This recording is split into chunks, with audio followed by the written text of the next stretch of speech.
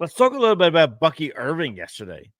While we were all, we saw Christian McCaffrey yesterday come out of the gates hot, looking good.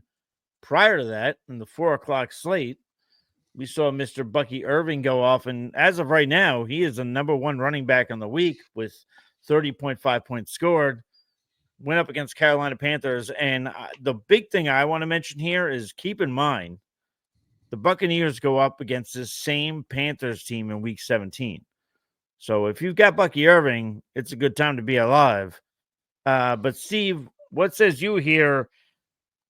Like, is there any other running back, maybe like a Najee Harris or something you'd compare him to for the rest of this way? Is he the full-fledged guy? Like, I'm saying for this amount of time that we've got left, is Bucky Irving maybe your number one running back for this stretch in particular? I don't know if he's my number one stretch, and he also didn't finish that game with a hip injury, so we have to see what happens there.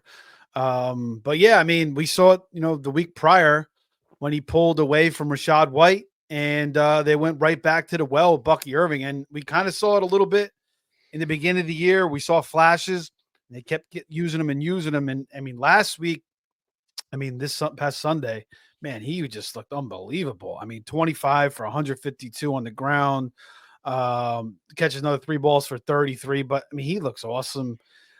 So yeah, I mean, hopefully he's healthy. He's out there next week. But yeah, Bucky Irving, man, he's going to be at least a top 5 running back down the stretch, I would imagine. He looks absolutely dynamite. Just hope that the hip injury is not significant and he can get out there next week. But yeah, or rookie out of Oregon. I remember initially I was like, is he going to be good enough to pass Rachaad White, or is he, the skill sets are kind of similar. They're good out of the backfield catching the ball. But then as I looked into him more and more as the season approached, I really was getting higher and higher on him, and I'm glad I grabbed more of him. And he's really, he's proving to be a league winner right now. Yeah, and Anthony, you were another guy who was very high on Bucky Irving. So what are your thoughts here? Yeah, well, Bucky Irving, dealing with a hip, they're downplaying it right now. Rick Stroud of the Tampa Bay Times, they're calling it a non-issue. It's still something to monitor. But if he's healthy, if he's in the lineup, he's the RB1. Like Rachaad White, he's a good pass catcher out of the backfield, but Bucky Irving is even cutting into that workload right now. He's had 9 targets total in the past 2 games, and he's had at least 3 targets in every game since week 7. So he's cutting a little bit into that Rachaad White workload. But when it comes to efficiency, and this was a knock on Rachaad White this offseason, he had a lot of volume last year, won a lot of people fantasy championships. Going into this year, Buck, I said it, a lot of people said it. If he was a competent running back, if he was a little bit more efficient, he was eventually going to emerge. And we saw flashes early. He's gotten more usage as the season went on. And now he's absolutely going off. He has a 23.1% broken tackle rate. That's 94th percentile amongst qualifying running backs. He's averaging 3.4 yards after contact. That's 95th percentile.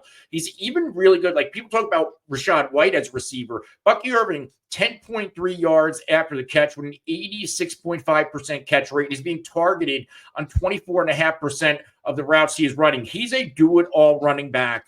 And now we are looking at back-to-back games from Bucky Irving with at least 18 touches, and he's had at least 16 now in 3 straight. This is his backfield, and, he has an outstanding schedule. You got the Raiders, the Chargers, Dallas, and Week 17 Fantasy Championship, Carolina Panthers once again. He is a league winner. And, Najee Harris this week, just to rope him in here, he had a big game.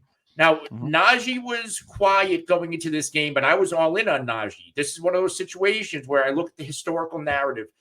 He crushes Cincinnati. He comes out, crushes Cincinnati once again, just under 25 PPR points, 16 for 75 and a touchdown as a runner, catches all 6 targets for 54 yards as a receiver. But I'm a big Najee guy, but this rest of season schedule, because normally I'm going to err on the side of Najee, because when it's all said and done, I get Jalen Warren's in the mix. This is Najee's backfield.